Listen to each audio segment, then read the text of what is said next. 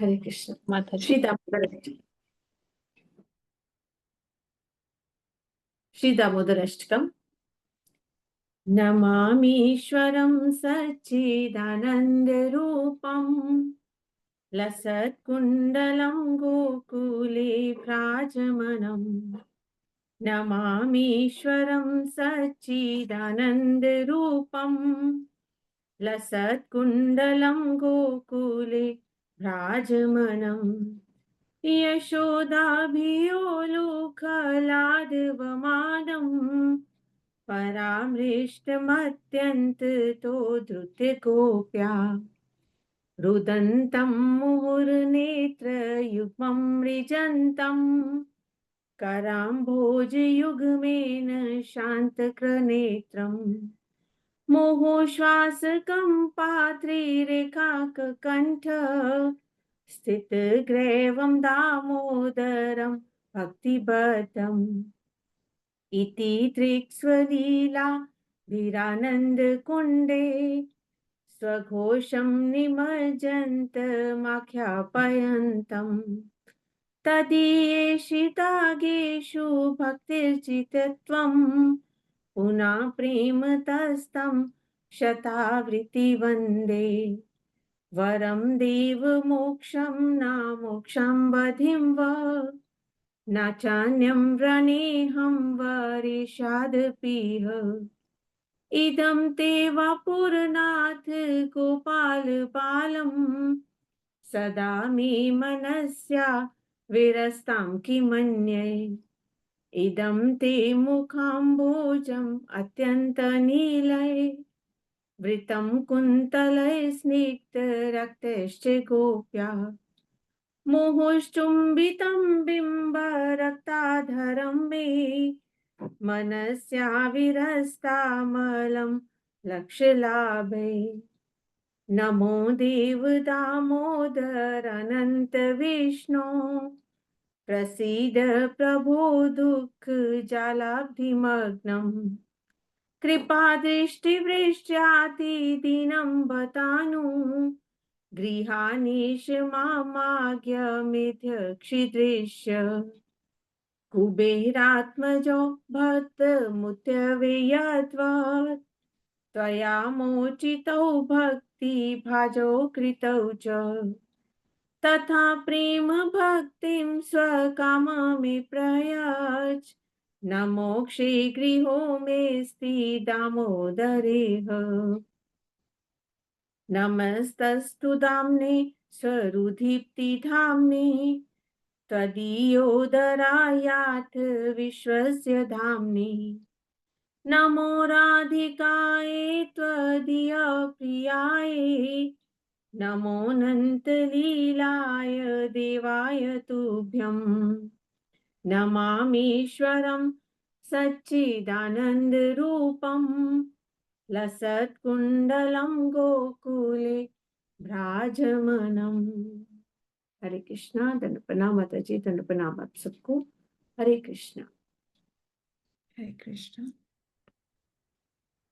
Let's take the arti and move to Hindi translation. हरे कृष्णा।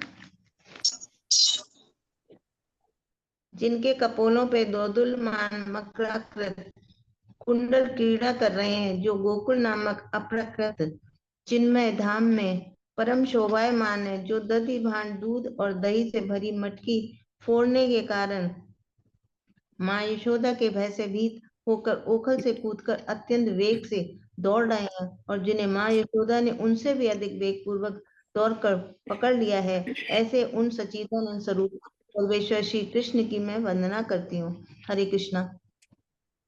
जननी के हाथ में छड़ी देखकर मार खाने के भय से डरकर जो रोते रोते बारंबार अपनी दोनों आंखों को अपने हस्त कमल से मसल रहे हैं, जिनके दोनों नेत्र भय से अत्यंत विहल हैं, रोदन के आवेग से बारंबार श्वास लेने के कारण त्रिखा युक्त कंठ में पड़ी हुई मोतियों की माला आदि कंठभूषण कंपित हो रहे हैं और जिनका उदर माँ यशोदा की वात्सल्य भक्ति के द्वारा रस्सी से बंधा हुआ है, उन सच्चिदानंद स्वरूप सर्वेश्वर श्री कृष्ण जी की मैं वंदना करती हूँ। हरे कृष्ण। सबको जो इस प्रकार दाम बंधन आदि रूप वाले लीलाओं के द्वारा गोकुल वासियों को आनंद सरोवर में नित्य काल सराबोर करते रहते हैं और जो ऐश्वर्यपूर्ण ज्ञानी भक्तों के निकट मैं अपने ऐश्वर्यहीन प्रेमी भक्तों द्वारा जीत लिया गया हूँ, ऐसा भाव प्रकाश करते हैं, उन दामोदर श्री कृष्ण की मैं प्रेम पूर्वक बारंबार वंदना करती हूँ। हरे कृष्णा। हे देव, आप सब प्रकार के वर देने में पूर्ण समर्थ हैं, तो भी मैं आपसे चतुर्थ पुरुषार्थ रूप मोक्ष या मोक्ष की चरम सीमा रूप श्री बैकुंठ आदि लोक भी नहीं चाहता, और ना मैं श्रवण और कीर्तन आदि नवता भक्ति द्वारा प्राप्त किया जाने वाला कोई दूसरा वरदान ही आपसे मांगता हूँ। हे नाथ, मैं तो आपसे इतनी ही कृपा की भीख मांगता हूँ कि आपका यह बाल गोपाल रूप मेरे हृदय में नित्य काल विराजमान हो। मुझे और दूसरे वरदान से कोई प्रयोजन नहीं है। हरे कृष्णा। हे देव, अत्यंत श्यामवन और कुछ कुछ लालिमा लिए हुए चिकने और घुंघराले लाल बालों से घिरा हुआ तथा माँ यशोदा के द्वारा बारंबार चुंबित आपका मुख कमल और पके हुए बिंब फल की भांति अरुण अधर पल्लव मेरे हृदय में सर्वदा विराजमान रहे। मुझे लाखों प्रकार के दूसरे लाभों की आवश्यकता नहीं है। हरे कृष्णा। हे देव, हे भक्त वत्सल दामोदर, हे अचिंत्य शक्ति युक्त अनंत, हे सर्वव्यापक विष्णु, हे मेरे ईश्वर प्रभु, हे परम स्वतंत्र ईश, मुझ पर प्रसन्न हुए। मैं दुख समूह रूप समुद्र में डूबा जा रहा हूँ, अतएव आप अपनी कृपा दृष्टि रूप अमृत की वर्षा कर मुझ अत्यंत दीनहीन शरणागत पर अनुग्रह कीजिए एवं मेरे नेत्रों के सामने साक्षात रूप से दर्शन दीजिए। हरे कृष्ण। हे दामोदर, जिस प्रकार अपने दामोदर रूप से ओखल में बंधे रहकर भी नल कुबेर और मणिग्रीव नामक कुबेर के दोनों पुत्रों का नारद जी के शाप से प्राप्त वृक्ष योनि से उद्धार कर उन्हें परम प्रयोजन रूप अपनी भक्ति भी प्रदान की थी, उसी प्रकार मुझे भी आप अपनी प्रेम भक्ति प्रदान कीजिए। यही मेरा एकमात्र आग्रह है। किसी भी अन्य प्रकार के मोक्ष के लिए मेरा तनिक भी आग्रह नहीं है। हरे कृष्णा। हे दामोदर, आपके उदर को बांधने वाली महान रज्जु रस्सी को प्रणाम है। निखिल ब्रह्म तेज के आश्रय और संपूर्ण ब्रह्मांड के आधार स्वरूप आपके उदर को नमस्कार है। आपकी प्रीतमा श्री राधा रानी जी के चरणों में मेरा बारंबार प्रणाम है। और ही अनंत लीला विलास करने वाले भगवान, मैं आपको भी सैकड़ों प्रणाम अर्पित करती हूँ। Hare Krishna. Hare Krishna. Thank you everyone for the beautiful service. जिनकी सर्विस नहीं है वो भी पढ़ना है, सबको पढ़ना तो सबको है। Thank you. Let's move on to Gopi Geet now. हरे कृष्णा। सबको दंडवत प्रणाम। गोपी गीत। मधुरया गिरा वल्गुवाक्यया बुधमनोजशाय पुष्परीक्षणा विधिकरीणिमा वीरमुह्यति अधर सिन्धुना प्यायस्वनः तव कथामृतं तप्तजीवनं कविभिरीडितं कल्मषापहं श्रवणमङ्गलं श्रीमदन्तमा भुवि गृह्णन्ति भूरिदा जना प्रहसितं प्रिया प्रेमवीक्षणं विहरणमच ध्यानमङ्गलं रहसि संविदो यारिधि स्पृशा कुहुकनो मना क्षोभयन्ति चलसि यद्व्रजा चारयन् पशून् नलिनसुन्दरं नाथ ते पदं शिलतृणाङ्कुरे सीदतीति न कलिलतामना कान्त गच्छति दिनपरीक्षये नीलकुन्तलै वनरुहानना बिभ्रदावृतं घनरजस्वलं दर्शनमुहुर्मनसि न स्मरं वीरयच्छसि प्रणतकामदं पद्मजार्चितं धरणिमण्डनं ध्येयमापदि चरणपङ्कजं शान्तमाचते रमणनस्तनीश अर्पयादिहं सुरतवर्धनं शोकनाशनं स्वरितवेणुना सुषुकुम्भितम् इतररागवी स्मरणनं नृणां वितरवीरानास्ते धरामृतम्। हरे कृष्ण माता जी, धन्यवाद प्रणाम, सबको धन्यवाद प्रणाम। Thank you for this. Hare Krishna Mataji, beautiful. Thank you so much. Please take the 13th verse also, क्योंकि आज हम 13th verse में प्रवेश करेंगे।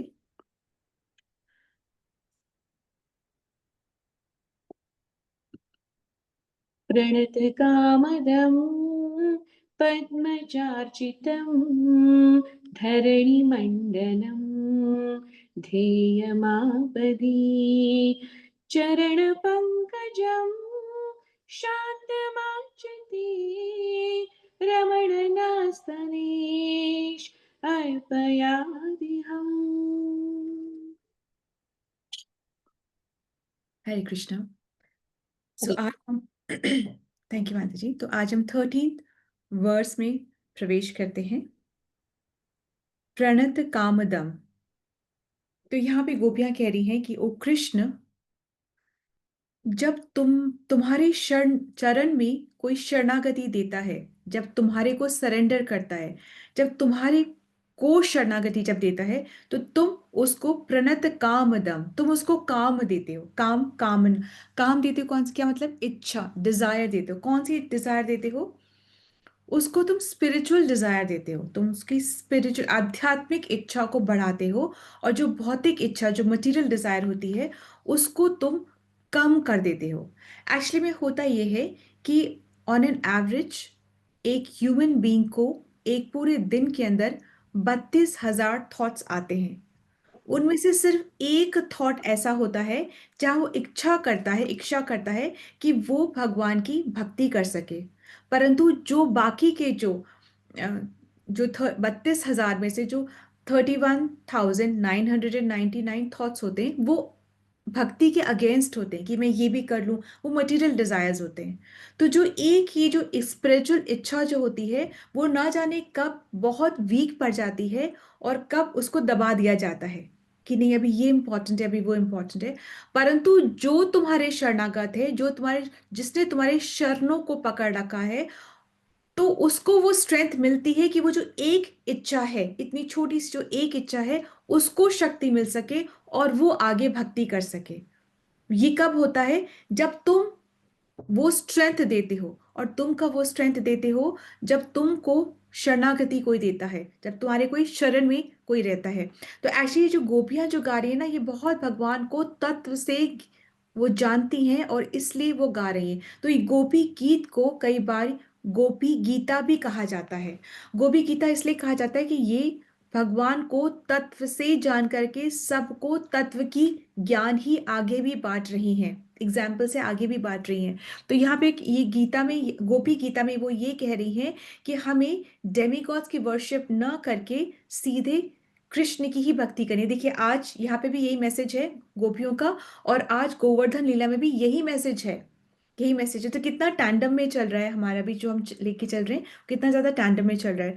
तो वो अब प्रणत कामदा, जो तुम्हारे को सरेंडर है, उसको, उसकी तुम जो आध्यात्मिक जो इच्छा है, उसको तुम बढ़ाते हो।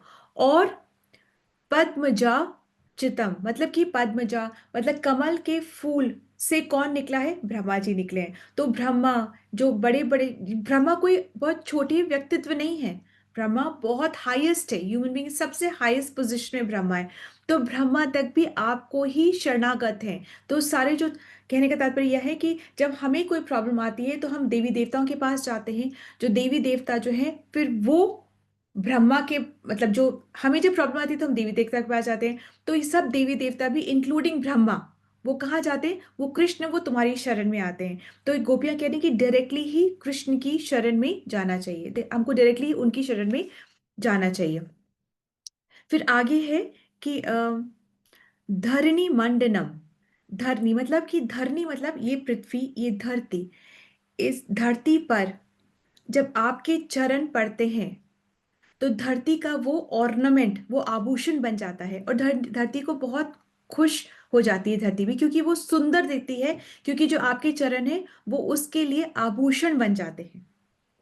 ठीक है। और जब कृष्ण अपनी लीला समाप्त करके चले गए थे तो धरती माता जो थी वो भी बहुत दुखी थी। वो कह रही थी, अगर कृष्ण मैं तुमसे मिली ना होती, तुम्हारे संग तुमने वो स्पर्श किया ना होता मेरे ऊपर, तो आज मुझे तुम्हारी याद आती भी ना। पर मैं, तुमने स्पर्श किया, तुमने अपने चरण चिन्ह मुझ पे लगाए, और आज जब तुम नहीं हो, जब तुम्हारे चरण चिन्ह नहीं बनते, तो मुझे बहुत दुख होता है।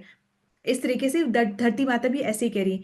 इसी प्रकार से गोपियां कह रही हैं कि जिस प्रकार से तुम्हारे चरण धरती के लिए एक ऑर्नामेंट हैं, उसी प्रकार से तुम अपने चरण हमारे वक्षस्थल पे भी रख दो, और वो हमारा भी आभूषण बन जाएंगे। हमें भी अब उस आभूषण से सजा दो कृष्ण, हमें भी उस आभूषण से तुम सजा दो। और धे धे धे माँ पदी मतलब कि तुम्हारे जो चरण हैं वो चरण सभी कामनाओं को पूरा करने वाले हैं, सभी इच्छाओं को पूरा करने वाले हैं। और कब? धे धे आपदी, आपदी मतलब कि कब उस चरण की शरण लेना चाहिए? जब आपदा हो, आपदी आपदा, जब भी कोई ट्रबल हो तब उस चरण की ही शरण लेना चाहिए, इधर उधर नहीं जाना चाहिए। और ऐसा कौन करता है? सिर्फ और सिर्फ जो इंटेलिजेंट है वो ही तुम्हारी चरण की शरण लेता है। कब? जब भी कोई आपदा पड़ती है। इवन ब्रह्मा जैसे जो देवता है वो भी तुम्हारी ही शरण में जाते हैं। इसलिए सबको तुम्हारी ही शरण में जाना चाहिए, डायरेक्ट वर्शिप ही करना चाहिए। ये एक साइलेंट मैसेज गोपियां भी दे रही हैं। ऐसे कई बार हमको लगता है कि अभी हम मॉर्निंग मंगल में नहीं आ सकते, अभी हमारे पास बहुत सारा काम है, इतना सब कुछ चल रहा है, तो हम मॉर्निंग मंगल में नहीं आ सकते। ठीक उसी प्रकार जैसे हम, अगर हम ये तो नहीं कहते ना कि अभी हमको बुखार है तो अभी हम डॉक्टर के पास नहीं जाएंगे, अभी जब बुखार ठीक हो जाएगा तब हम डॉक्टर के पास जाएंगे, ऐसा कौन कहता है? तो फिर हम ऐसा यहाँ स्पिरिचुअल जगत में, स्पिरिचुअल बातों में ऐसे क्यों कहते हैं कि जब हमारा काम खत्म हो जाएगा तब हम भक्ति करेंगे? जब प्रॉब्लम है तभी भक्ति करनी है, जब प्रॉब्लम खत्म हो जाएगी तो भक्ति की बात नहीं है। जब बुखार है तभी डॉक्टर के पास जाना है, जब प्रॉब्लम है तभी भक्ति करनी है। और और डायरेक्टली कृष्ण से ही मांगना है, कृष्ण की ही भक्ति करनी, इधर उधर नहीं जाना, क्योंकि वो भी सब कृष्ण के पास ही जाते हैं। तो this is a silent message with जो कि गोपियां देती हैं सबको, कि डायरेक्टली कृष्ण को ही अप्रोच करना है, इधर उधर नहीं जाना है। ठीक है। चरण पंकज, ये कह रही है कि गोपियों ने बहुत ज्यादा चरण की क्वालिटीज को बताया, उसकी महिमा को बताया। पहले क्या बताया है कि तुम, आपके चरण से क्या होता है? उसी को मिलते हैं जो कि सरेंडर करता है। तो सरेंडर जो कर रहा है, जिनको चरण का शेल्टर मिल रहा है, उसके साथ क्या हो रहा है? उसकी जो भौतिक इच्छाएं हैं वो कम हो रही हैं, और जो आध्यात्मिक इच्छाएं हैं वो बढ़ रही है। वन। सेकंड क्या है? आपके जो चरण हैं वो आभूषण के जैसे हैं। जिस पर आपके चरण हैं वो अपने आप ही सुंदर हो रहा है, ग्लो कर रहा है। क्यों? क्योंकि आपके चरण उस पे हैं। ठीक है। उस आपकी चरण की शेल्टर में है, वो अपने आप स्वतः ही ग्लो कर रहा है। फिर क्या है कि जब भी कोई आपदा है तो भगवान के ही चरण पकड़ने हैं, क्योंकि जिसके पास भी जा रहे हैं वो एक्चुअली इवेंचुअली भगवान के पास ही आ रहा है। तो ये साइलेंट मैसेज है कि भगवान के ही चरण पकड़ने हैं, और ऐसा सिर्फ इंटेलिजेंट जो है वो ही करता है। तो ये भगवान के चरण की क्वालिटीज बता रहे हैं। अब एक और क्वालिटी बता रहे हैं कि चरण पंकज शंतमम चते। तो आपके चरण अल्टीमेट सेटिस्फैक्शन, संतोष प्रोवाइड कराते हैं। अल्टीमेट कितना भी हम सुख की खोज में हो, पर अल्टीमेट सुख जहां होता है वो जहां पे कृष्ण की चरण का शेल्टर है वहीं होता है। अगर ऐसा ना होता तो जो इतने अमीर हैं, जो इतने विद्वान हैं, जो इतने टैलेंटेड हैं, जो इतने रिसोर्सफुल हैं, फिर वो अल्टीमेट सेटिस्फाइड रहते ना। पर कहीं ना कहीं आपने कहते हुए सुना होगा कि सब कुछ है, पर कहीं कहीं ना कहीं कुछ है जो नहीं है, किसी चीज की कमी है। वो कमी कैसे पूरी होती है? वो इतने सारे जीरोस हैं, तो एक वो वन कब लगता है? जब कृष्ण के सरेंडर होते हैं। सब कुछ होते हुए भी जो नहीं है वो क्या नहीं है? वो कंटेंटमेंट और सेटिस्फैक्शन है। वो क्यों नहीं है? क्योंकि कृष्ण की शरण का शेल्टर नहीं है, कृष्ण के चरण का शेल्टर नहीं है। तो ऐसे ऐसा गोपियों के पास तत्व का ज्ञान है, यूं ही सेंटिमेंट से वो नहीं बोल रही हैं। तो ऐसा है कि तो कह रहे हैं कि आप अपने जो चरण है वो हमारे स्तन, हमारे चेस्ट पे आप रख दो, और हमारा जो इतना सफरिंग हो रहा है उस सफरिंग से हमें रिलीफ दिला दो। ठीक है, तो ये इस तरीके से कह रही हैं। और कभी कभी हमें ये नहीं सोचना था कि हमारा प्रॉब्लम इतना बड़ा है, हमें ये बोलना है प्रॉब्लम को कि हमारा जो कृष्ण है वो कितना बड़ा है। तो no problem is bigger than Krishna. And सब कुछ इसी पे रहता है ना, दिस टू शाल पास। सब चीज की एक अवधि होती है, ये टेम्परेरी जगत है, यहाँ के प्रॉब्लम्स भी टेम्परेरी है। सब प्रॉब्लम्स की एक अवधि होती है। ऐसा कोई प्रॉब्लम नहीं है कि जन्म से मृत्यु तक वो हमारे संग रहा हो। सबकी इंटेंसिटी और एक अवधि होती है। ठीक है, कई बार हमको लगता है कि हमको कई बार ये भी लगता है कि हम भक्ति तो इतनी कर रहे हैं पर भगवान हमको रिलीफ नहीं दे रहे प्रॉब्लम से। लगता है ना कि हम इतनी अच्छे से भक्ति करें पर भगवान जो है हमें इस प्रॉब्लम से रिलीफ दे ही नहीं रहे। तो एक्चुअली कभी कभी भगवान क्या होते हैं कि कभी कभी भगवान प्रॉब्लम से रिलीफ दे देते हैं, और कभी कभी भगवान प्रॉब्लम के बीच में रिलीफ देते हैं। कभी कभी तो प्रॉब्लम को हटा देते हैं, कभी कभी वो स्ट्रेंथ देते हैं प्रॉब्लम को सह पाने के लिए, और जिससे कि हमारे अंदर वो स्ट्रेंथ आती है कि हम प्रॉब्लम को आसानी से सह पाते हैं। और कभी कभी भगवान प्रॉब्लम को हटा देते हैं। तो भगवान के अलग अलग तरीके होते हैं, पर भगवान किस चीज पे फोकस करते हैं कि हमारे तन को सुरक्षा मिले, वो नहीं, हमारा जो अंदर से आत्मा है उसके लिए वो सुरक्षित रहे, उसकी उद्धार के लिए भगवान हमारी मदद करते हैं, जो हमें कई बार अच्छे से नहीं दिख पाता है। ठीक है, तो कभी भगवान सोल्यूशन देते हैं, कभी हमें स्ट्रेंथ देते हैं, और कभी प्रॉब्लम को ही हटा देते हैं। तो एक्चुअली में जैसे हनुमान जी जब अशोक वाटिका सीता जी से मिलने के लिए गए, तो उन्होंने सीता मैया से पूछा कि सीता मैया आपका कोई मैसेज है राम जी के लिए? अगर वो पूछेंगे कि माता कैसी है तो मैं उनको क्या दूं, आप क्या कहना चाहती हैं, मैं उनसे क्या कहूँ आपके लिए?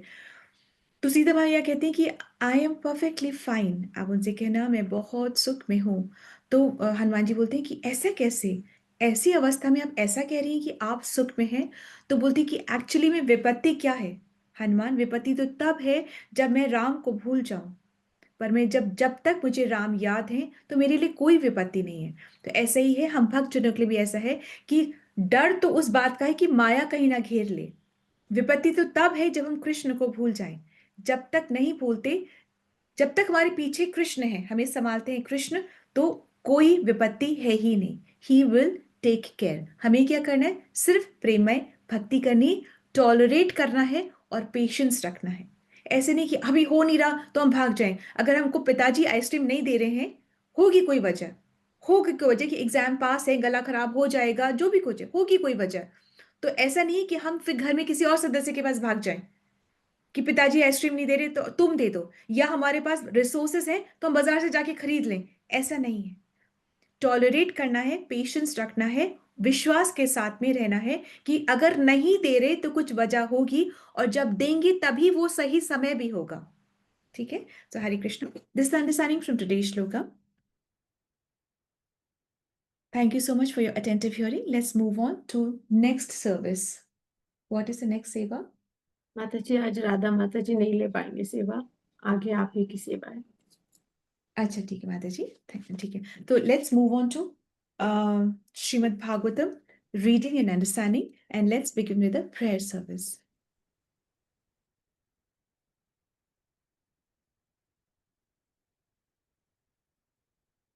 हरे कृष्णा। हरे कृष्णा माता जी, दंडवत प्रणाम। प्रणाम जी। सबको दंडवत प्रणाम। ओम नमो भगवते वासुदेवाय। ओम नमो भगवते वासुदेवाय। ओम नमो भगवते वासुदेवाय। नारायणं नमस्कृत्य नरं चैव नरोत्तमं देवीं सरस्वती व्यासं ततो जयमुदीरयेत्। नष्टप्रायेष्व भद्रेषु नित्यं भागवत सेवया भगवती उत्तम श्लोके भक्तिर्भवति नैष्टिकी। कृष्णाय वासुदेवाय देवकी नंदनाय च नंद गोपकुमाराय गोविंदाय नमो नमः। नंद गोपकुमाराय गोविंदाय नमो नमः। हरे कृष्ण माता जी, thank you so much for सेवा। हरे कृष्ण माता जी, थैंक यू माता जी। तो आज हम जो भीष्म स्तुति है उसका हम हल्का सा रिकैप, और रिकैप तो एग्जैक्टली नहीं, थोड़ा सा सार हम समझेंगे कि भीष्म स्तुति वैसे अंत हो गई है इधर हमारे पढ़ने में, परंतु भीष्म की जो प्रार्थना है वो हमारे हृदय में सदैव जीवित रहनी चाहिए। कुंती महारानी की जो प्रार्थना है वो हमारे हृदय में सदैव जीवित रहनी चाहिए।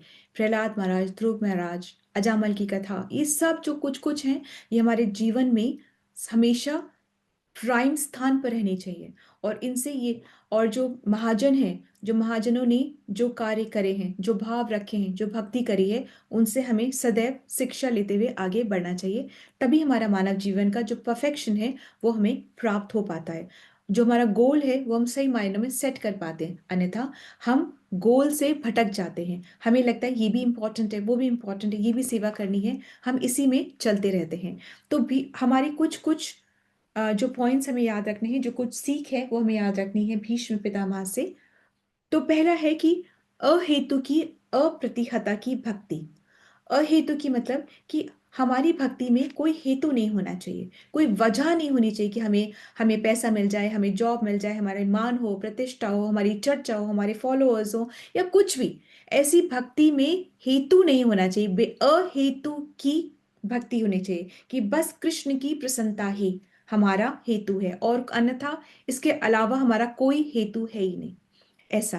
और अप्रतिहता, अप्रतिहता मतलब कोई भी सिचुएशन हो जीवन में हमारी भक्ति हमसे ना छूटे, यही प्रार्थना हमेशा होनी चाहिए। क्योंकि बड़े बड़े जो ऋषि मुनि, तपस्वी, योगी, मुनिजन, जिनके जो भी इतनी उन्होंने इतनी कठोर तपस्या करी और वो भी, उनका भी फॉल हो जाता है, तो हम तो हैं ही क्या। ब्रह्मा, ब्रह्मा जी को भी विमोहन हो गया था, उन्होंने भी, वो भी भ्रमित हो गए थे कि ये कृष्ण है, और उन्होंने भी जो ब्रह्म विमोहन लीला थी वो उन्होंने करी। इस तरीके से बहुत ज्यादा, इंद्र, इंद्र को भी अभी हम सुनेंगे कि कैसे अभिमान हो जाता है, और वो भी अपनी अपने स्तर से गिर जाते हैं इस तरीके से। तो हम तो हैं ही कौन।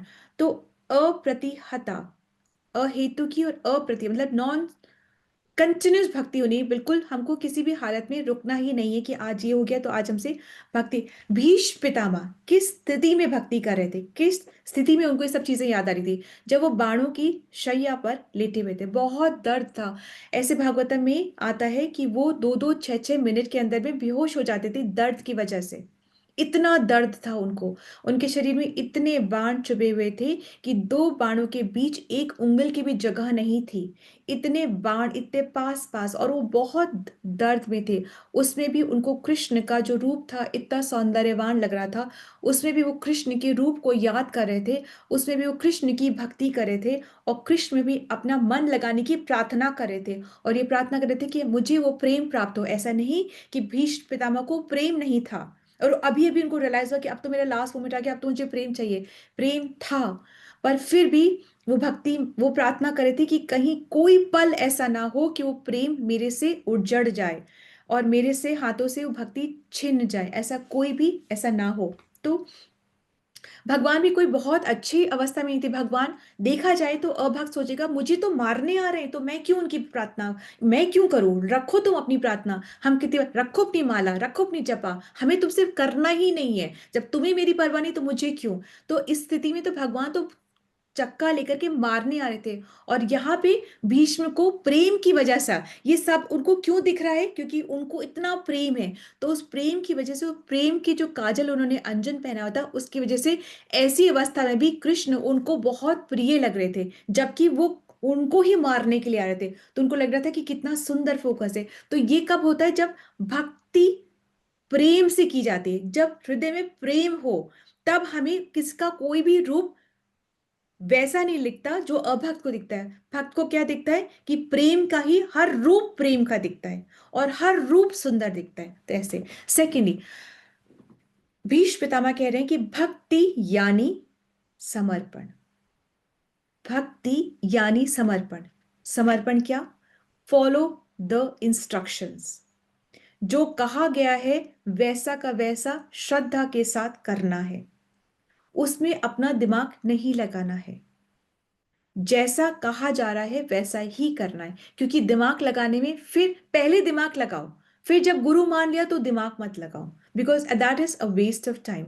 तो भक्ति यानी समर्पण, कृष्ण के उपदेशों पर समर्पण। तो कृष्ण तो सामने आके बोल नहीं रहे, कृष्ण ने अपने आचार्य भेजे, कृष्ण ने अपनी वाणी कहाँ भेजी है? भगवत गीता और श्रीमद् भागवतम में है। भगवत गीता, श्रीमद् भागवतम ये कृष्ण ही है। तो इन इंस्ट्रक्शंस को फॉलो करना है। समझेंगे कैसे? आचार्यों की वाणी से। करते कैसे रहेंगे? भक्तों के संग में। तो फर्स्ट क्या है? अहेतु की अप्रतिहत्या की भक्ति, नंबर 1। नंबर 2 है समर्पण। नंबर 3 पे क्या आता है? दीनता, विनम्रता होना बहुत जरूरी है। ऐसे नहीं सोच सकते कि हम तो बिल्कुल बहुत अच्छा कर रहे हैं। नहीं, हमेशा सीखने की चाह होनी चाहिए। जैसे कि भीष्म पितामह भी अपने आप को आतताई कह रहे थे मुझे तो मारना अच्छा ही है, अच्छा है आपने मुझे मार रहे हैं, बहुत अच्छा है, मैं तो आतताई हूं, मुझ जैसे को तो मारना ही चाहिए। और कह रहे हैं, ऐसा नहीं कि प्रेम नहीं है, फिर भी प्रेम के लिए वो प्रार्थना कर रहे हैं अपने आप को आतताई बुला करके। फिर फोर्थ क्या है, सीख है हमारी इस भीष्म पितामह के प्रार्थना से, क्या है कि जियो तो भीष्म के जैसे और मरो तो भीष्म के जैसे। जी तो बहुत सकते हैं अपनी प्रतिज्ञा को लेकर के, परंतु ऐसी मृत्यु जहां कृष्ण सामने हो, ऐसी मृत्यु तो भीष्म को प्राप्त हुई। और ये बहुत सुंदर मृत्यु है। वो तब प्राप्त हुई जब उन्होंने अपने कर्तव्य को करते हुए भगवान को भगवान मान करके प्रेम से भक्ति की प्रार्थना की। ठीक है, हरे कृष्ण। तो कृष्ण जो है प्रेम के अधीन है। कृष्ण अपनी प्रतिज्ञा तोड़ देते हैं भक्त की प्रतिज्ञा को निभाने के लिए, क्योंकि कृष्ण जो है भक्त के प्रेम से बिक जाते हैं, वो बिक जाते हैं। ठीक है, Hare Krishna. Thank you so much for patient hearing. Srila Prabhupada की जय, श्री व्यासदेव की जय, नारद मुनि की जय, भीष्म पितामह की जय, हर स्तुति जो कि भागवत में है उसकी जय, आप सभी भक्त वृंद की जय। हरे कृष्णा, धन्यवाद। Thank you so much. Now let's move on to today. आज में है गोवर्धन लीला। जी, आज में है गोवर्धन लीला, तो हम उसके बारे में थोड़ी सी चर्चा करेंगे। Just a minute, it's getting too high. Just give me 1 second. Okay, सो आज हम गोवर्धन लीला की चर्चा करेंगे। तो गिरिराज गोवर्धन की जय। गिरिराज गोवर्धन का प्रणाम मंत्र है, नमस्ते गिरिराजाय श्री गोवर्धन नामिने भस्म क्लेश नाशाय परमानंद दायिने। नमस्ते गिरिराजाय श्री गोवर्धन नामिने भस्म क्लेश नाशाय परमानंद दायिने। इसका मतलब है कि हे गिरिराज, हे श्री गोवर्धन, जिनका नाम है गोवर्धन। गोवर्धन मतलब क्या होता है कि जो गायों के का पोषण करती हैं, उनका जो भगवान गायों का पोषण करते हैं। तो आज गोवर्धन के साथ साथ गाय की सेवा भी की जाती है। ठीक है, कोई मंदिर में आप अगर स्वयं नहीं कर सकते तो मंदिर में गाय के लिए दान भी आप कर सकते हैं। तो मैं आपको प्रणाम करता हूँ जो कि सभी क्लेशों से का नाश करते हैं। सभी क्लेश कौन से हैं यहाँ पे? कौन से क्लेश हैं? तो कौन से 3 मिजरीज हैं यहाँ पे? आदि दैविक, आध्यात्मिक और आदि भौतिक। ये तीनों जो मिजरीज हैं, 3 ताप हैं, 3 मिजरी से उनका नाश करते हैं। और क्या प्रोवाइड करते हैं कि आप परम आनंद भी प्रदान करते हैं। तो आपको नमस्कार है। ठीक है, अब श्रीमद् भागवतम में कुल कितने चैप्टर्स हैं? 335 चैप्टर्स हैं। और कितने कैंटोस हैं? 12 कैंटोज हैं। कितने श्लोका है? 18,000 श्लोका है। अब इन 12 कैंटोज में से जो 10th कैंटो है वो बहुत ज्यादा इंपॉर्टेंट है। उस 10th कैंटो में 90 चैप्टर्स हैं। उस 90 चैप्टर्स में से जो 40 चैप्टर्स हैं, भाई टोटल तो 335 हैं, 10th कैंटो में 90 हैं। उन 90 चैप्टर्स में से जो 40 चैप्टर्स हैं वो व्रज की लीला के लिए ही डेडिकेटेड हैं। उन 40 चैप्टर्स में से सोचिए 4 चैप्टर्स जो हैं वो गोवर्धन लीला के लिए डेडिकेटेड हैं। कैसे डेडिकेटेड हैं? कि गोवर्धन की पूजा कैसे करी, गोवर्धन को भगवान ने कैसे उठाया, उठाने के बाद में फिर ब्रिजवासी जो हैं वो कैसे चर्चा करते कि देखो कैसे उठाया भगवान ने, उन्होंने नहीं उठाया, हमारी वजह से उठे हैं, देखो भगवान की उंगली से तो टच भी नहीं करें गोवर्धन। इस तरीके की चर्चाएं होती है, क्योंकि माता यशोदा जो होती है ना वो डांट लगाती है गोवर्धन को कि खबरदार जो मेरे लल्ला को परेशान किया, तो अगर ये जरा से भी डगमगाया है ना, मैं देख रही हूँ अब थोड़ी थोड़ी देर में डगमगा रहा है, तो मैं तुमको छोड़ने वाली नहीं हूँ। और कृष्ण क्यों डगमगा रहे थे? क्योंकि राधा रानी कभी इधर तो कभी उधर, तो जैसे उधर तो उधर डगमगा जाती, इधर तो इधर डगमगा जाते। और डांट किसको पड़ी थी? गोवर्धन को डांट पड़ी थी कि खबरदार अगर तुमने मेरे लल्ला को परेशान किया, ये डगमगाया, तो देखना तुमको मैं छोड़ूंगी नहीं, तुम्हें बहुत पिटाई करूंगी मैं। इस तरीके से वो कह रही थी। तो गोवर्धन क्या कह रहा था और बोले थे खबरदार इतने भारी बन के मेरे छोटे से लल्ला पे तुम मत चढ़े रहना, ये सिर्फ 7 वर्ष का है अभी, तो ऐसे नहीं, अपना भार तुम कम करो। उसको बार बार डांट रही थी माता यशोदा। तो गोवर्धन जो है डर के मारे उनकी उंगली से भी थोड़ा सा ऊपर उठ जाते थे। कृष्ण की उंगली से उंगली के नाखून पे थे, नाखून से भी थोड़ा सा ऊपर उठ जाते थे, ऐसे करते थे। तो ये सब लीलाएं हैं। तो ये सब लीला का चर्चा है श्रीमद् भागवतम के 10th कैंटो के जो जो डेडिकेटेड चैप्टर्स है उसके अंदर में ये सब है। और फिर बाद में ये भी बताते हैं कि किस तरीके से भगवान जो है वो इंद्र को क्षमा करते हैं। ठीक है, ऐसी ये सारी लीलाएं जो हैं ये बताई जा रही हैं श्रीमद् भागवतम की 10th कैंटो में, जो चैप्टर्स डेडिकेटेड है उसमें। अब कई बार हमें लग सकता है कि ब्रह्मा जी को ऐसे ब्रह्मा ऐसे भ्रमित हो गए, इंद्र ने मान करा, ऐसा हो गया वैसा हो गया, पर एक्चुअली में ये सब मास्टर प्लान किसका है? ये कौन ये प्लानिंग कर रहा है? ये सारा कौन कर रहा है? ये सारी प्लानिंग कृष्णा जी। कृष्ण प्लानिंग कर रहे हैं। ठीक है, ये स्क्रिप्ट राइटिंग कौन कर रहा है? Who is writing all the script कि मैं वैसे कहूंगा, तुम वैसे कहोगे, ऐसे वैसे, ये सब कौन लिख रहा है? लिख कौन रहा है ये सब? खुद खुद से लिख रहे हैं ये सारा। डायरेक्टर भी वो हैं, प्रोड्यूसर भी वो हैं, और मतलब प्रमोशन भी वो कर रहे हैं, मास्टर प्लानिंग भी उन्हीं के, सब कुछ वो कर रहे हैं। तो एक्चुअली ये करते क्यों हैं? जब इतना आप पहले ये करो फिर आपको करेक्ट करो फिर आप, क्योंकि भगवान को बहुत कुछ सिखाना है अपने भक्तों को। इस करने के पीछे बहुत सारा रीजन होता है। तो एक रीजन मतलब एक रीजन नहीं होता, बहुत सारे रीजन होते हैं, उसकी वजह से भगवान ऐसी लीला करते हैं। तो कुछ कुछ रीजन है कि क्यों भगवान ने लीला करी, उस रीजन पे हम थोड़ा सा मेडिटेट करते हैं। तो स्टोरी सबको पता है, फिर भी हम स्टोरी अगर टाइम होगा तो हम कर लेंगे। तो भगवान जो है अपने भक्तों की रक्षा करना चाहते हैं, इसलिए वो गोवर्धन पर्वत को उठाते हैं। भगवान जो है गोवर्धन की महिमा का बखान करना चाहते हैं, उसका गुणगान करना चाहते हैं। कभी भगवान अर्जुन का करते हैं, कभी हनुमान का करते हैं, कभी गिरिराज का करते हैं। तो अपने जो भक्त हैं उसकी महिमा का गुणगान करना चाहते हैं। गोवर्धन जो है उनको हरिदास वर्य भी कहा जाता है, कि एक तो भगवान के दास हैं और दास भी सबसे श्रेष्ठ है। ऐसा क्यों कहा जाता है कि सब इतने हैं तो इनको इतना श्रेष्ठ क्यों कहा जाता है? क्योंकि इसको सुनिए, क्यों इसलिए कहा जाता है कि एक्चुअली में जो सर्वेंट होता है, जो दास होता है, सर्वेंट जो होता है ना, वो बेस्ट सर्वेंट कब होता है? जब वो अपनी सेवा में आनंद लेता है, तब वो बेस्ट सर्वेंट कहलाता है। अन्यथा हम क्या करते हैं, ओहो दिवाली इतना थक गए, बिल्कुल दिवाली इतना थक गए, नींद भी पूरी नहीं हुई, इतने ही हमको कार्तिक में इतना सुबह भी जल्दी उठना पड़ता है, ये भी करना पड़ता है, वैसे भी करना पड़ता है, हमको थकान हो गई है, नींद पूरी नहीं हुई है, सिर में दर्द हो रहा है। ये सारी चीजें क्या है कि हमने सेवा तो करी पर अब हम कंप्लेन भी कर रहे हैं। पर सबसे अच्छा सेवक कौन है? जो सेवा भी करता है और कंप्लेन भी नहीं करता। ऐसे ही गोवर्धन भी हैं, चाहे जितने ही गैया, जितने ही गोपियां, जितने भी कुछ भी उसमें विचरण करते हैं, गोवर्धन जो है खुशी खुशी राजी राजी जो है वो सेवा में रहते हैं। और हम भी बहुत ज्यादा फॉर्चुनेट हैं कि जो हम गोवर्धन के साक्षात दर्शन कर पा सकते हैं। पता नहीं आने वाली जनरेशन्स, आने वाली जो पीढ़ी होगी वो कर भी पाएगी कि नहीं, क्योंकि गोवर्धन तिल तिल करके घट रहा है। गोवर्धन है कौन? क्या है गोवर्धन? एनी आइडिया कि गोवर्धन क्या है और कौन है गोवर्धन? गोवर्धन कृष्ण ही है, परंतु भक्त के रूप में है। जैसे चैतन्य महाप्रभु भक्त के रूप में कृष्ण है, वैसे ही गोवर्धन भी श्रेष्ठ भक्त के रूप में कृष्ण ही है। गोवर्धन में और कृष्ण में कोई डिफरेंस नहीं है।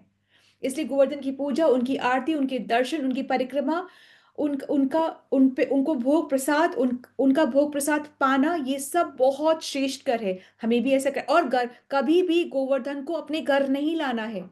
हमेशा ध्यान रखिए, कभी भी गोवर्धन को अपने घर, गोवर्धन वहीं रहेगा। और ऐसे ही वृंदावन की मिट्टी, कुछ भी चीज वृंदावन की अपने घर नहीं लाना है।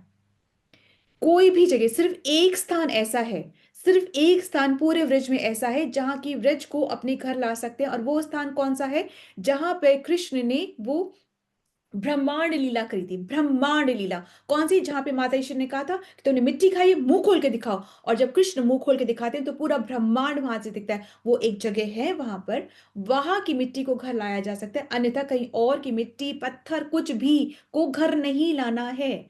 गोवर्धन को बिल्कुल भी घर नहीं लाना है, ठीक है। एनीवे, आगे हम चलते हैं। तो जैसे जो सर्विस होती है ना, जैसे कहा जाता है चैंट एंड बी हैप्पी, तो चैंटिंग तो बहुत अच्छा है, पर बी हैप्पी उससे भी ज्यादा अच्छा है। ये एक सेवा है, हमारी सेवा की एक सेवा है कि खुशी खुशी सेवा करनी है। ये सेवा की बहुत बड़ी सेवा होती है, ठीक है।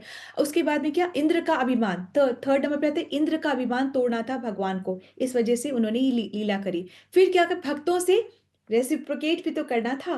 जब ऐसे ही उठाना था पर्वत को, तो इतनी सब गोपियां वगैरह सब वहीं पर आसपास थी, उनसे बातचीत, उनसे रेसिप्रोकेट भी करना था। जो सारे जो ब्रिजवासी थे, सारे जो जितने जो जीव थे, वो ये भगवान के संग करना चाहते थे, वो उनके संग रहना चाहते, आमना सामना करना चाहते थे। तो ऐसा तभी हो सकता था जब उन्होंने ये लीला करी, तभी ये संपन्न हो सकता था। सब कृष्ण के संग, और कृष्ण भी सबके संग में होना चाहती है, खास करके राधा रानी के संग। तो राधा रानी 7 दिन 7 रात आंखों के सामने रही, ऐसा फिर मौका आता ही कब, ठीक है।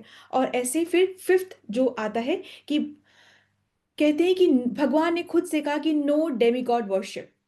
उन्होंने कहा कि कृष्ण ने कहा कि ये स्थापित किया कि देवी देवताओं की वर्शिप नहीं करी। ये कृष्ण ने स्वयं गोवर्धन लीला करने से पहले नंद बाबा को ऐसा कहा, ठीक है।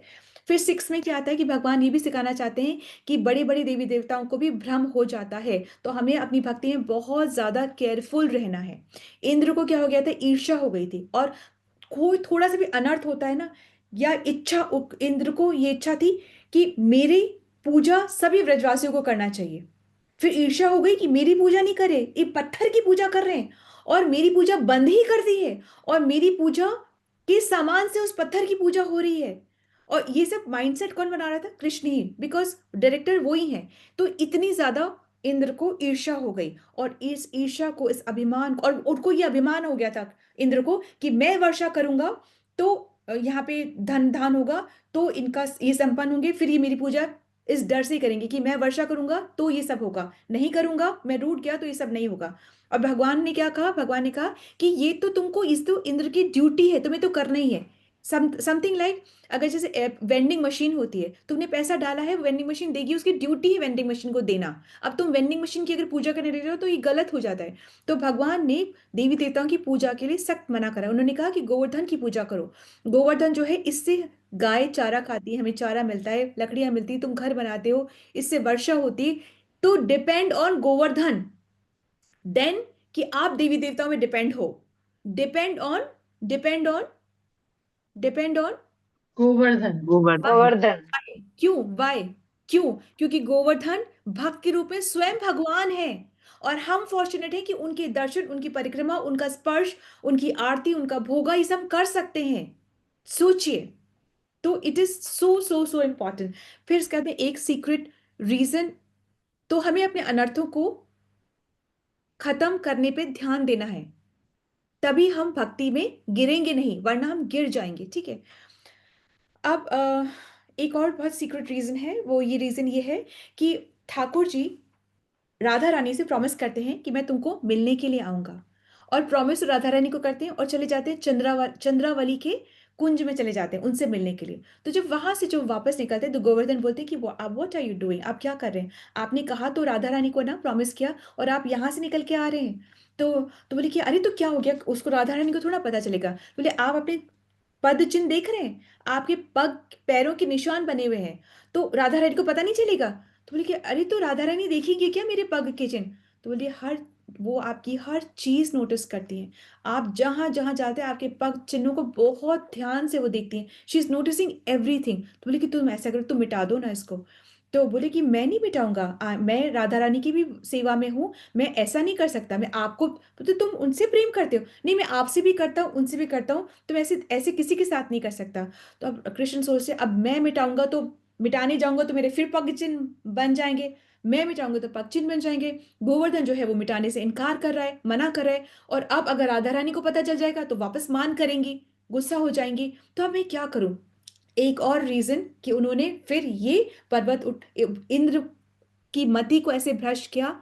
इंद्र ने मान किया, ये सारी लीला रची और उन्होंने गोवर्धन उठाया। इतनी बारिश हुई कि बारिश जब होगी तो सारे निशान मिट ही जाएंगे। तो एक ये वाली भी लीला हमारे पास आती है। और एट्थ क्या पॉइंट है कि क्यों उठाया? क्योंकि होप, कि जब इंद्र को भगवान क्षमा कर सकते हैं तो हमारी गलतियों को भी भगवान क्षमा कर सकते हैं। तो इसलिए भगवान ने ये गोवर्धन लीला करी। और लीला के बारे में तो हम सब जानते ही हैं, वी ऑल नो अबाउट लीला। इसके बारे में तो बताने की कोई आवश्यकता नहीं है ना, गोवर्धन लीला के बारे में एवरीबडी नोज। एक अगर एक भी नहीं जानते तो आई क्विकली से, इफ एक भी बोलेगा तो I quickly tell you the story. माता जी क्विकली स्टोरी सुना दीजिए, माता जी हरे बता कृष्णा। दीजिए। अच्छा, कृष्ण 7 साल के थे और जब वो सो करके सुबह उठते हैं तो देखते हैं कि ब्रिज में बहुत ज्यादा हलचल चल रही है, कि कोई ना कोई तैयारी कर रहा है। तो कृष्ण अपने पिताजी नंद बाबा से पूछते हैं कि ये सब लोग इतना बिजी क्यों हैं। नंद बाबा हिमसेल्फ वो खुद भी बहुत ज्यादा बिजी होते हैं। तो बोलते हैं कि अभी वो जवाब नहीं, अभी रुको नंद, अभी रुको कृष्ण, अभी रुको कृष्ण। तो कृष्ण बोलते हैं कि भाई ये तो मेरा, मुझे अपना ज्ञान दिखाना पड़ेगा तभी ये मुझे सीरियसली लेंगे, जब अदरवाइज वो मुझे सोच रहे हैं कि मैं बहुत छोटा हूं तो भी वो मुझे बिल्कुल टाल रहे हैं। तो बोलते हैं कि देखिए, मैं कल को आप नहीं होंगे तो मुझे ही सारी प्रथा को आगे लेके जाना है, तो मुझे बताओ तो सही कि आप क्यों कर रहे हो। क्या ये शास्त्र में लिखा है कि आप शास्त्र वाले काम ही कर रहे हो या अपनी मनमर्जी से कुछ कर रहे हो? कहाँ पर लिखा हुआ है क्यों कर रहे हो, मुझे बताओ, क्योंकि कल को मुझे ये सब कुछ करना होगा तो मुझे पता ही नहीं होगा, तो मैं करूंगा कैसे, आप ये क्यों कर रहे हो? तो नंद बाबा जब ये सुनते हैं तो बोलते हैं अच्छा ठीक है। तो बैठते हैं, कृष्ण को अपनी गोदी में लेकर के बैठते हैं और बोलते हैं कि हम सब ग्वाले हैं, किसान हैं, हम सब खेती पे निर्भर होते हैं। खेती तब होगी जब वर्षा होगी, वर्षा तब होगी जब इंद्र करेंगे, इंद्र तब करेंगे जब वो खुश होंगे, खुश वो तब होंगे जब हम उनकी पूजा करेंगे। इसलिए हम सारे ब्रिजवासी जो हैं उनकी पूजा करते हैं। बोलते अब आप अभी के भी छोड़ दीजिए उनकी पूजा, ये तो इंद्र की ड्यूटी है, वो तो वर्षा देंगे ही देंगे, इसमें कोई उनकी पूजा करने की जरूरत नहीं है। आप गोवर्धन की पूजा करो क्योंकि वो आपको लकड़ी देता है, घास देता है, मतलब उसकी वजह से बारिश होती है, सब कुछ। पर्वत की विशेषता वो बताने लग जाते हैं कि इस तरीके से होता है। वो इतना कन्विंसिंग होते हैं कि सारे ब्रिजवासी जो हैं वो फिर वही सामग्री जो लेके जा रहे होते हैं गोवर्धन पूजा की, जो लेके जा रहे होते हैं इंद्र की पूजा के लिए, उसको डाइवर्ट कर देते हैं गोवर्धन के लिए। तो गोवर्धन की वो पूजा करते हैं, प्रसाद बनाते हैं।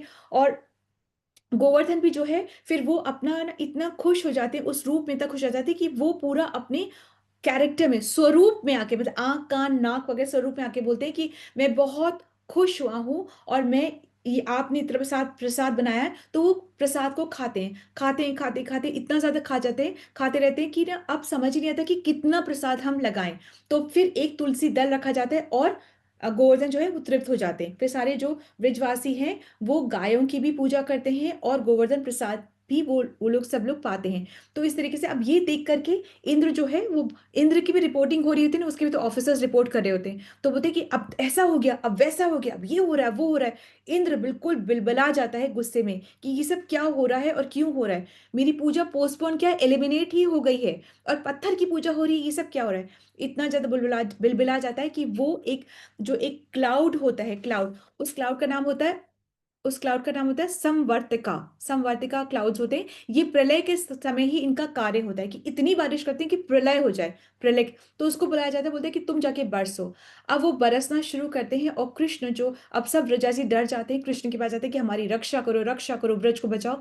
तो कृष्ण जो है बहुत ही हल्के में पर्वत को उठा करके अपनी छोटी उंगली की नाखून के ऊपर में उसको धारण कर लेते हैं। पर्वत जब उठता है तो नीचे बहुत सुंदर सुंदर सुंदर फूल पत्ती वृक्ष, ये सब बहुत सुंदर सुंदर चीजें होती हैं। और सारे ब्रजवासी उसी के नीचे आकर के खड़े हो जाते हैं। और जो पर्वत है, पर्वत के ऊपर भगवान का सुदर्शन चक्र है, तो जो गोवर्धन पर्वत है उसके ऊपर कोई बारिश नहीं आ रही है। और जो पर्वत से जो पत्थर गिरते हैं भाई जो चीज ऊपर उठती है तो पत्थर जो गिरते हैं तो एक सराउंडिंग वॉल बन जाती है, तो सारे ब्रिजवासी उस वॉल के अंदर पर्वत के नीचे सुरक्षित रहते हैं। और बहुत कीर्तन भजन वार्तालाप ये सब चलती रहती है, ये सब होता रहता है। और फिर ये 7 दिन 7 रात तक भगवान जो है इसको अपनी छोटी उंगली में करते हैं। फिर इंद्र को समझ में आता है कि तो भगवान है, वो आते हैं, वो माफी मांगते हैं और भगवान उनको माफ कर देते हैं। और फिर ब्रिजवासी, और बारिश बंद हो जाती है, ब्रिजवासी अपना जो नेक्स्ट डे का जो चोर्स होते हैं वो कंटिन्यू करते हैं नेक्स्ट डे के लिए। और उनकी बस फसल वैसी होती है, सब काम अपना शुरू कर देते हैं। इंद्र माफी मांगते हैं और 7 दिन 8 पहर जो यशोदा मैया कृष्ण को भोजन नहीं पवा पाई थी, वो 56 भोग के रूप में वो पवाती हैं, और इसलिए 56 भोग बनता है। Hare Krishna, Dhanram, thank you so much for your patient hearing. It's been a little longer than thought, but thank you so much for being so patient. We will not skip Tara Mataji's story also. If you're getting late, you can leave the session, but if you're not, please stay on for Tara Mataji's story. हरे कृष्णा, दंडवत प्रणाम माता जी। आप बहुत खूबसूरत बोलते हैं और उतनी ही अद्भुत सेवा योगिता माता जी की तुलसी सेवा और गोपी गीत रहता है, बहुत ही खूबसूरत। अच्छी स्टोरी मैं बताती हूँ कि एक भक्त होते हैं, वृंदावन में गली गली घूम रहे होते हैं और वो कहते हैं मुझे भगवान से मिलवा दो, मुझे श्याम सुंदर से मिलना है, मुझे राधा रमण से मिलना है, मुझे मिलवा दो। लोग कहते हैं कि तुम माला जपा करो, तुम भगवान की परिक्रमा करो, मंदिर जाओ, शास्त्र पढ़ो, लेकिन वो संतुष्ट नहीं होते हैं। फाइनली जब वो चल रहे होते हैं तो सामने से एक ठग आ रहा होता है और ठग को तो अपना मकसद नजर आ रहा होता है। उनके हाथों के अंदर सोने की अंगूठियां होती है, गले में सोने की चेन होती है और हाथ में बैग होता है। ठग को लगता है कि अरे ये तो मेरा मकसद पूरा होगा, इनके पास तो काफ़ी रिच हैं और मैं इन्हें ठग लूंगा। तो ठग कहता है जी मैं बताता हूँ कि श्याम सुंदर कहाँ है। लेकिन वो जिस कॉन्फिडेंस से बताते हैं उस भक्त को समझ में आता है कि जरूर ही मुझे श्याम सुंदर के पास ले जाएंगे। और वो उन्हें जमुना के किनारे ले जाते हैं और उन्हें कहते हैं कि जमुना के अंदर आपको उतरना है और वहाँ पे खड़े रह के आपको स्मरण करना है श्री राधा श्री राधा। लेकिन उससे पूर्व आपको सभी अपने वस्त्र जो है सिवाय एक वस्त्र के और सभी अपने हाथों की अंगूठियां, गले की चेन, सारे वस्त्र यहाँ उतार के रख दीजिएगा और नीचे उतर जाएं। और वहां पर आपको श्री राधा का स्मरण करना है, क्योंकि ठग को अपना ही मकसद नजर आ रहा था। और आंखें बंद करके रखना है और जब मैं बोलूं कि भगवान आ गए हैं तभी आंखें खोलनी है। वो इतना कॉन्फिडेंस से बोलते हैं और उन्हें भगवान को पाना था। जिसे कहते हैं ना कि प्रेम अंधा होता है और भगवान का प्रेम मिल जाए तो फिर तो चाहे कुछ भी हो, कुछ भी किसी भी तरह की यातना भोगनी पड़े वो भोगने को तैयार थे। वो इधर आंखें वो जमुना नदी के अंदर उतरते हैं और आंखें बंद करते हैं, श्री राधा का स्मरण करते हैं। और इधर जो है ठग उनके सारे वस्त्र, उनकी सारी अंगूठियां, सोने की चेन और सारा जो बैग था वो सब लेके 9 2 11 चंपत हो जाता है। और वो सिर्फ श्री राधा का स्मरण करते रहते हैं।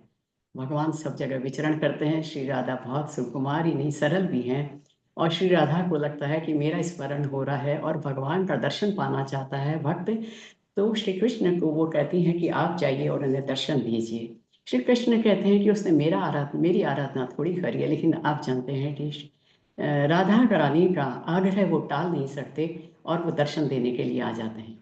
और वो दर्शन देते हैं तो इतने में भक्त जो पानी के अंदर उतरा हुआ था जमुना नदी के किनारे, वो बोलता है अरे ये बहुत तेज रोशनी कहाँ से आ रही है, ये बांसुरी की सुरीली आवाज कहाँ से आ रही है, चंदन का लेप कहाँ से आ रहा है, बहुत भीनी भीनी महक, इत्र की महक कहाँ से आ रही है। तो भगवान कहते हैं कि मैं श्याम सुंदर आ गया हूँ, तुम आंखें खोलो दर्शन करो। वो कहता है कि नहीं, मुझे नहीं मालूम आप कौन है, लेकिन मेरा गुरु कहेगा कि आंखें खोलो तो ही मैं दर्शन करूंगा, मैं दर्शन नहीं कर सकता। भगवान उसे अनेकानेक रूप से समझाते हैं कि वो एक ठग है और उसने तुम्हें भरमाया है और वो तो यहाँ से चला गया है, उसने जीवन में कोई काम नहीं किया, उसका मकसद सफल हो गया है, वो चला गया है। मैं साक्षात भगवान जिसका तुम गली गली तुम जिसे ढूंढ रहे थे मैं वो हूँ। लेकिन वो भक्त आंखें नहीं खोलता है। वो कहता है नहीं, मेरे गुरु कहेंगे तो ही मैं आंखें खोलूंगा। और वो वापस गौलोक लौट जाते हैं। श्री राधा कहती है क्या दर्शन दिए? कहते हैं कि नहीं, वो अपने गुरु के बोलने पर ही आंखें खोलेगा और मेरे दर्शन पाएगा। तो राधा रानी कहती है, और वो कहते हैं कि वो तो ठग है, उसने कभी कोई अच्छा कार्य नहीं किया है। तो कहते हैं क्या आप योग्य को ही आप अपना दर्शन देंगे, अयोग्य को क्या आप अपना दर्शन नहीं दे सकते? आपको जाना होगा, ठग को बोलना होगा और वही उसको बोलेगा, तभी आपको उन्हें मेरे दर्शन देना होगा। प्रभु जाते हैं, ढूंढते हैं ठग को, और ढूंढते ढूंढते उन्हें ठग मिल जाता है, और वो वही वापस से ठग के सामने जाते हैं तो सुरीली आवाज, एक अद्भुत तेज प्रकाश। ठग भी बड़ा प्रभावित होता है। वो कहता है, जी आप कौन है? कि जी मैं श्याम सुंदर हूँ, राधा रमन हूँ, मदन मोहन हूँ, गोपीनाथ हूँ, गोविंद हूँ, गोपाल हूँ।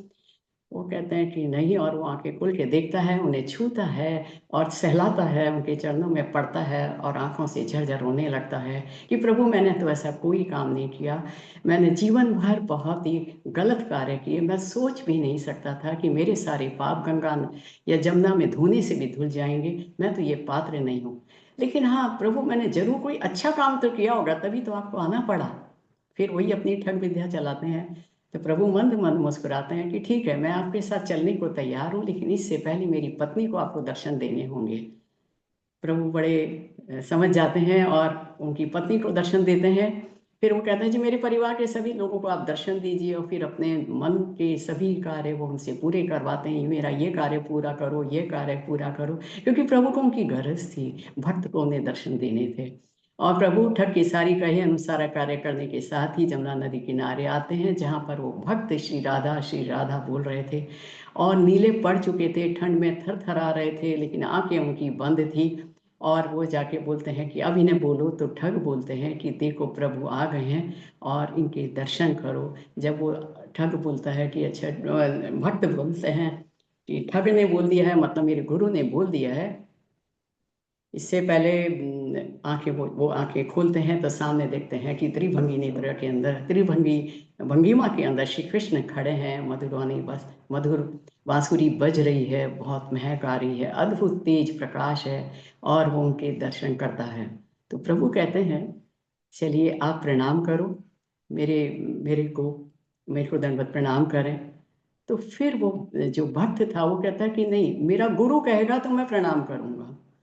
प्रभु फिर मंद मंद मुस्कुराते हैं, और जब वो ठग कहता है कि हाँ ये प्रभु है, लेकिन इनको दंडवत प्रणाम करो, तब वो भक्त जो है दंडवत प्रणाम करता है। प्रभु उन्हें गले लगाते हैं, हृदय से लगाते हैं, और दोनों की आंखों से अविरल अश्रु की धारा बह रही होती है। तो दूर खड़ा ठग कहता है कि आपने इन्हें गले क्यों लगाया? तो कहते हैं कि इसने मेरे को प्रणाम किया, मुझे इसके अंदर अनंत प्रेम भाव है, और सभी भावों में सबसे सर्वोच्च ऊपर है प्रेम भाव, और इसने अंध भक्ति करी है, प्रेम भाव किया है। तो ठग कहता है, प्रभु गले तो आप मुझे लगाइए, क्योंकि वो प्रेम भाव सिखाया तो इसे मैंने ही है। तो प्रभु बड़े रीझ जाते हैं और उसे भी अपने गले से लगाते हैं, और अविरल अश्रु की धारा उनकी बहरी होती है। तो अंत में मैसेज यही मिलता है कि जो गुरु हैं उसकी बात को पत्थर की लकीर माने, और हम उसी का अनुसरण करें। दूसरा, वाणी को आदेश, गुरुवाणी का जो आदेश है उसे मानने के लिए तपस्या करने के लिए, चाहे शारीरिक मानसिक यातना कितनी भी भोगनी पड़े, उसे करना ही पड़ेगा। और एक जिसे कहते हैं कि अंगुली दिखाया भी तो धर्म है, ये मारवाड़ी का सेंटेंस है कि जिसने अंगुली से दिखा दिया ये प्रभु है, ये भी तो एक बहुत बड़ा धर्म है। तो माता जी हमेशा कहते हैं किसी को सत्संग में लाइए, किसी को इसके बारे में डिस्कशन करिए। तो आज का मैसेज हम लोग यही लेके चलेंगे, और साथ में अंत में यही कहना चाहूँगी, दीन बंधु दीनानाथ, मेरी डोरी तेरे हाथ, तेरा चलना मेरा मार्ग, और मेरा मार्ग तेरा हाथ। हरे कृष्णा। दंडवत प्रणाम माता जी। Thank you so much. माता जी, बहुत सुंदर, बहुत सुंदर, बहुत सुंदर। थैंक यू सो मच बहुत माता जी। बहुत सुंदर माता जी। हरे कृष्ण माता जी। थोड़ा सा एक भ्रम था माता जी, जो ये गोवर्धन पूजा करते हैं हमारे इधर गोबर से बनाई जाती है और घर के बाहर बनाई जाती है। तो माता जी, अब आपका ये कहना है कि इनको घर में ना लाया जाए, लेकिन हम देखते हैं जनरली कि उन पे फिर बनाने के बाद में लोग बाग बिल्कुल छोड़ देते हैं, उनके ऊपर कार के पहिए तक भी चल रहे होते हैं। हमारे अजमेर में मैं स्पेशली बात कर रही हूँ, कोई उसकी परवाह नहीं होती है, बस पूजा करके लेडीज निकल जाती हैं। पिछले साल ही जब आपने बताया था तो मैंने उसको समझ में नहीं आ रहा था कि अब कैसे करूं, इसका अंदर भी नहीं लाना है, बाहर भी नहीं छोड़ना है, इनको कैसे किया जाए। तो मैंने जनरल आपसे नहीं पूछा, ये मेरे से गलती रही। मैंने इनको बाहर ही रख के सुखा लिया और गोबर के जैसे छाने से बना के कहीं सोचा कि इसको खाद बना ली जाए या कुछ कर लिया जाए। लेकिन अभी भी कंफ्यूजन ही है माता जी कि क्या करना चाहिए उस गोबर का, माता जी जो हम तो भगवान बनाए हैं, अपन ने गोवर्धन जी बनाए हैं। हाँ, माता जी we generally visit the temple, तो हम तो टेम्पल ही विजिट करते हैं और हम खुद से तो नहीं बनाते, हम टेम्पल विजिट करते हैं और जो भोग बनाते हैं वो ऑफर करते हैं, कृष्ण को ऑफर करते हैं। तो एक्चुअली मैंने भी बनाया नहीं है, but definitely I just find out and I let you know. मतलब I am not too sure of it, क्योंकि हमने भी नहीं बनाया कभी भी, हम भी टेम्पल विजिट करते हैं, but definitely I put it in the group, I just find out and I put it in the group. जी माता माता जी मैं कुछ कहना चाहूंगी। हम लोग भी बचपन से देखते थे, अब इतना तो नहीं पता था कि घर में नहीं लाते हैं, पर गोवर्धन की जब पूजा होती थी तो थाली में गोबर से ही गोवर्धन पर्वत बनाते थे, उस पे कौड़ी वगैरह लगा के बादल बना के पूजा करते थे, मगर उसके बाद फिर उस गोबर को वापस गोबर के ढेर में ही मिला दिया जाता था, ठीक है। वहीं मतलब भेज इसका दो। मतलब जो था ना, शिला नहीं रहना है, जो पत्थर होता है ना, कई बार हम मंदिरों में हम पत्थर देखते हैं और हम इंस्पायर हो जाते हैं कि ये तो गोवर्धन है, हम भी अपने ऑल्टर में रखेंगे, इंस्पायर हो जाते। तो गोवर्धन पत्थर के रूप में मतलब पत्थर तोड़ के या वहां से लेकर नहीं आना है। ये कई बार होता है ना कि गोवर्धन परिक्रमा करें, पत्थर मिल गया उसको रख लिया कि अब ये गोवर्धन है हम लेके, वो नहीं करना है। ये गोबर से आप जो कर सकते हैं वो तो ठीक है माता जी, वो तो बिल्कुल ठीक है। वही हम देखते थे बचपन से कि वो गोबर गोबर में को मिला वापस देते हैं, से आप ठीक कह रहे हैं। गोबर में मिलवा देते थे या छत पर सूखने के लिए छोड़ देते थे। ठीक है माता जी, आप जो करें माता जी वो भी आई थिंक बिल्कुल ठीक है कि प्लांट में आप डाल रहे हैं वो सब ठीक है माता जी, बिल्कुल, बिकॉज ये बायोडिग्रेडेबल ही है सब, तो बिल्कुल ठीक है ऐसे। तो जब एक्चुअली जब भावना है, जब प्रणाम मंत्र है, तो भक्ति है, तो वो है। और फिर उसके बाद में जैसे उसका विसर्जन, but still I don't want to speak until I exactly know about it. Yes माता जी, ठीक है, थैंक तारा धन्यवाद माता माता जी। की स्टोरी बहुत सुंदर थी, बहुत अच्छी थी और बहुत शिक्षाप्रद है कि भक्ति इतनी करनी चाहिए कि वाकई भगवान के दर्शन प्राप्त हो सके। यू जी माता जी, थैंक यू तारा माता जी, बहुत सुंदर था, थैंक यू थैंक यू तारा। तारा माता जी। माता जी आपने गोवर्धन पूजा की वो प्रेयर छोटा सा श्लोक गाया था ना, हाँ वो जी, एक बार ग्रुप में भेज दीजिएगा। पूजा तो नहीं करते, पर जब थोड़ा सा प्रसाद बनाएंगे तो वही मंत्र कर सकते हैं ना हम उस तो वक्त भोग के टाइम पे, क्या नहीं? वही करना, वो करिए हाँ माता ठीक है जी। बस जब वो एक बार। वो उसका प्रणाम मंत्र, तो हाँ जय जी, दर्शन तो कृष्ण राधा के, तो राधा जी जी, से जी माता जी, थैंक यू ठीक। माता। हरे कृष्ण। तारा माता जी मैंने वीडियो ऑफ किया था पर आपको सुन रही थी। बहुत सुंदर था माता जी, बहुत बहुत इंस्पायरिंग है हम सबके लिए। आप हमेशा ही सुंदर होता है, हर दिन सुंदर होता है। हरे कृष्णा, दंड प्रणाम, मेरी सबको माता जी दंड की प्रणाम। माया है ये, उन्हीं की गाइडेंस है तभी इतने शब्द निकल पाते हैं। मैंने और लाइफ में कभी आज कभी सुना ही आज नहीं किसी। हरे कृष्ण। माता जी को सुनते हुए, माता जी आउट ऑफ वे जा रही हूँ मैं। अ, वो जिसको कहते हैं माया, जब आप अब सुना रहे थे ना तो मुझे ऐसे मन में एक भाव आया कि माता जी ना अपने ग्रैंड चिल्ड्रन को बहुत अच्छी कहानियां सुनाएंगे। आप ऐसे सुनाते हो जैसे बिल्कुल सामने सब कुछ हो रहा है। मतलब एकदम से पता नहीं कहाँ से कृष्ण ने ख्याल भेजा या कैसे भेजा कि आप तो बहुत अच्छे उनको स्टोरी सुनाया करोगे। कृष्णा विलिंग, थैंक और योगिता माफी माता जी का तो गोवर्धन पर्वत की रंगोली बहुत सुंदर बनी बहुत हुई है, सुंदर, बहुत अच्छी है। बिल्कुल आप फोटो बिल्कुल। जरूर शेयर करिएगा। यू। ठीक जी है, माता माता जी, जी हरे कृष्ण। हरे कृष्ण, सबको दंड प्रणाम। सभी लेट्स को दंडवत प्रणाम। थैंक यू सो माता मच। जी मंगल ध्वनि होनी है अभी। Good, let's move on to Mangal Dhwani. जी माता जी। Hare Krishna. Thank you, Mataji. Beautiful story, Tara Mataji. Thank you so much. Hare Krishna. सबको दंडवत प्रणाम। जय ओम विष्णु पदाय डिवाइन ग्रेस एसी भक्ति वेदांत स्वामी श्रीला प्रभुपाद की जय। नामाचार भक्ति सिद्धांत सरस्वती ठाकुर को स्वामी महाराज की जय। अनंत कोटि वैष्णव वृंद की जय। नामाचार श्रीला हरिदास ठाकुर की जय।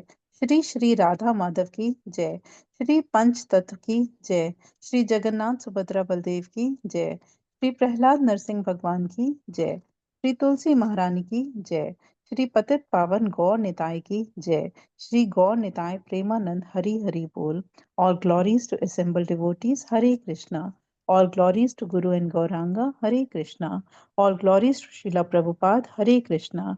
प्रेम से कहो श्री कृष्ण चैतन्य प्रभु नित्यानंदा श्री अद्वैत गदाधर शिवसादि गौर भक्त वृंदा की जय।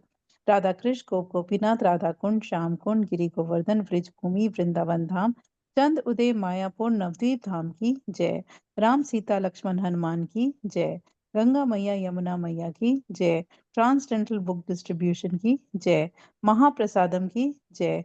हरि नाम संकीर्तन की जय। Please forgive me if I have offended anyone with my words, deeds, and action. Vancha kaltarubhecha, kripa sindhucha evacha, patatnam pavne bhayo, Vaishnavo namo nama. Hare Krishna, sabko danvat pranam. Thank you so much for the seva. Have a blessed Govardhan Puja, everyone. Thank you, Mataji.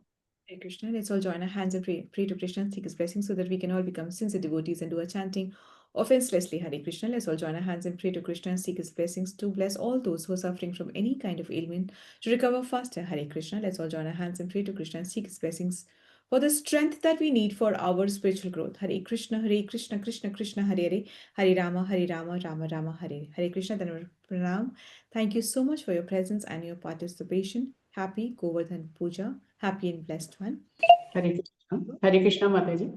आज बेटा गोपालम और उसका बेटा कृष्णम, उन दोनों का birthday है। वैष्णव क्या गोपालम और कृष्ण। हरे कृष्णा माता जी। Let's all sincerely pray and pray to Krishna and seek blessings for Gopalam and Krishna both, so that they can continue to serve in their family the lotus feet of Krishna. May they be very successful materially, very successful spiritually, and continue to serve until eternity. Hare Krishna, Krishna Krishna, Hare Hare, Hare Rama, Rama Rama, Hare Hare Krishna माता जी। नाम सुन के तो बहुत मजा आ गया, बहुत अच्छा लगा, बहुत अच्छा। हरे तारा माता जी। हरे कृष्णा तारा माता जी, बहुत बहुत आपको दोनों बच्चों की जन्मदिन की बधाई माता जी। माता जी जैसा नाम है वैसे ही बच्चे हैं दोनों। गोपालम बहुत ही प्यारा बच्चा है। तारा माता जी बहुत बहुत शुभकामनाएं, बहुत बहुत बधाई आपको। मेनी कांग्रेचुलेशन तारा माता जी। कांग्रेचुलेशन तारा माता जी, दोनों के तारा जन्मदिन माता जी की। आपको बहुत बहुत बधाई दोनों बच्चों के जन्मदिन की। आपको बहुत विदुषी तारा माता जी। माता जी आपको बहुत मुबारक, बच्चों को हमारी तरफ से बहुत प्यार दीजिएगा, बहुत शुभकामनाएं दीजिएगा। कृष्णा की कृपा बनी रहे, सब पे बनी रहे, बच्चों पे बनी रहे, बहुत शुभकामनाएं। हरे जन्मदिन की बधाइयाँ तारा माता जी। हरे कृष्णा, धन्यवाद प्रणाम सबको। हरे कृष्ण माता जी, दंडवत प्रणाम। कॉन्ग्रेचुलेशन तारा माता जी। माता जी विनी माता जी, मेरा जेठ जी भी आप हो गए, उसके लिए एक राउंड कर सकते। Let's all sincerely pray for the departed soul. Pravina Mataji lost her brother-in-law, Jeth Ji, just 2 days ago. Very, very, very sad to hear about that. Krishna and his plans are difficult to understand. May Krishna continue to bless the soul and accept the soul to serve the lotus feet of Krishna until eternity. May the soul never come back again. This is our prayer for the soul. May the soul have a very smooth journey ahead. This is our prayer. Let's all sincerely pray for the departed soul and strength for the family who is left behind. Hare Krishna, Krishna Krishna, Hare Hare, Hare Rama, Rama Rama, Hare Hare. Hare Mata ji, Pranam. Please be continue to chant some counts for the departed soul also. Thank you, Mata ji. Hare Krishna Mata ji, Hare Krishna Mata ji. Pranam Mata ji. माता जी दिव्यलता माता जी ने camera on किया था शायद आज। Yes, Mata ji, आज on किया था, मैंने भी देखा। Thank you so much Mata ji for switching the camera on. Maybe tomorrow we will just listen from you. How do you feel being in there, and any kind of improvisation that you wish to offer, or any kind of a feedback that you wish to give for the group betterment. Thank you. So I switch the session now.